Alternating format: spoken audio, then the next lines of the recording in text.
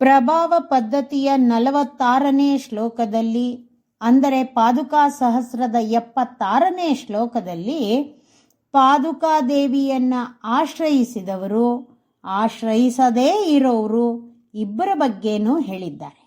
ಶ್ಲೋಕ ನೋಡೋಣ. ಪ್ರಣಮಂತಿ ನವಾವಿಧೇರ್ವಿಪಾಕಾತ್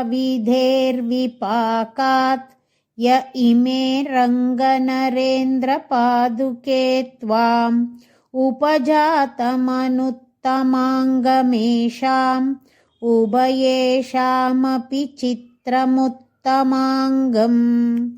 ರಂಗನರೇಂದ್ರ ಪಾದುಕೆ, ಶ್ರೀರಂಗನಾಥನ ಪಾದುಕೆಯೇ, ಇಮೆ ಈ, ಯೇ ಯಾರು, ವಿಧೆ ಕರ್ಮದ, ವಿಪಾಕಾತ್ ಪರಿಪಾಕದಿಂದ, ಪ್ರಣಮಂತಿ ಸೇವಿಸುತ್ತಾರೋ, ನ ವಾ ಸೇವಿಸಲಿಲ್ಲವೋ, ಯೇಷಾಂ ಈ, ಉಭಯೇಷಾಮಪಿ ಇವರಿಬ್ಬರ, ಉತ್ತಮಾಂಗಂ ತಲೆಯಾದುದ್ದು, ಅನುತ್ತಮಾಂಗಂ ಕೀಳ್ಮಟ್ಟದ್ದಾಗಿಯೂ ಉತ್ತಮವಾದುದ್ದಾಗಿಯೂ ಉಪಜಾತಂ ಆಯಿತು, ಚಿತ್ರಂ ಆಶ್ಚರ್ಯ.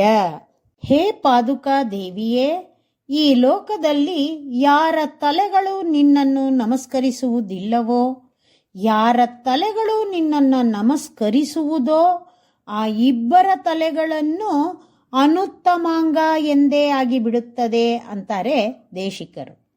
ಅನುತ್ತಮಾಂಗ ಎಂಬುದಕ್ಕೆ ಎಲ್ಲ ಅವಯವಗಳಿಗಿಂತಲೂ ಉತ್ತಮವಾದ ಅವಯವ ಎಂಬ ಅರ್ಥವೂ, ಹಾಗೆ ಎಲ್ಲ ಅವಯವಕ್ಕಿಂತಲೂ ಕೀಳ್ಮಟ್ಟದ ಅವಯವ ಎಂಬ ಅರ್ಥವೂ ಇದೆ. ಹೀಗೆ ಎರಡೂ ಥರದ ಅರ್ಥ ಇರೋದ್ರಿಂದ ಪಾದುಕಾದೇವಿಯನ್ನ ನಮಸ್ಕರಿಸಿದವರ ತಲೆ ಉತ್ತಮವಾದ ಅವಯವ ಎಂದು, ನಮಸ್ಕರಿಸದವರ ತಲೆ ಕೀಳ್ಮಟ್ಟದ ಅವಯವ ಎಂದೂ ಆಗುತ್ತದೆ ಎಂಬುದು ಇದರ ತಾತ್ಪರ್ಯ. ಆಚಾರ್ಯರನ್ನ ಆಶ್ರಯಿಸಿದವನು ಉತ್ತಮನೆಂದು, ಆಶ್ರಯಿಸದೇ ಇರುವವನು ಕೀಳ್ಮಟ್ಟದವನೆಂದು ಇದರ ಅಂತರಾರ್ಥ. ಶ್ರೀಮತೆ ನಿಗಮಾಂತ ಮಹಾದೇಶಿಕಾಯ ನಮಃ.